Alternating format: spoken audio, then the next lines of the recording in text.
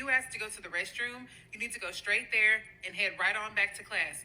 And you wonder why all the younger generations are tired of these adults in charge. And these videos are not doing what you think they're doing, and I'm concerned that you're not aware of how important breaks are during the day, especially for kids and learning. There's actually so much research that's been done on this, I will just cycle through the articles as I talk. I'm mainly concerned about your response to this comment where someone pointed out that they give their kids like 10-minute breaks to help self-regulate in classes over in Australia, and you mocked it. You made a whole video saying, well, kids have enough breaks at home. When they're in school to learn 6-7 straight hours, which is not helpful or healthy. Where is your superintendent right now? Because a big thing we were taught in our high school, that all of the teachers seem to know that you don't, is how important breaks are to your brain and learning. First of all, working for long periods of time without breaks, you're just less productive overall, especially when it comes to learning, because what happens during breaks in your brain is that your brain isn't actually idle or doing nothing. What it's doing is processing all the information it's learned, which is important to remember it later. Short breaks also help you increase your productivity and reduce stress because, of course, you're less burnt out, so you're going to keep being more productive overall than just going for 6 straight hours. In this study, several teachers found it more effective to actually give 10-minute lessons than 30-minute straight lessons. I know this is a stretch, but you did mock the idea of taking naps, but a 10 to 20-minute nap, no more, actually really does increase productivity and academic focus. I know that kid took it a little bit too far, but I find your mocking and lack of empathy concerning because high school is like one of the hardest things that you go through in life. You could not pay me enough money to go back into high school. Someone who's worked in childcare, I feel for these kids. It is so stressful and hard.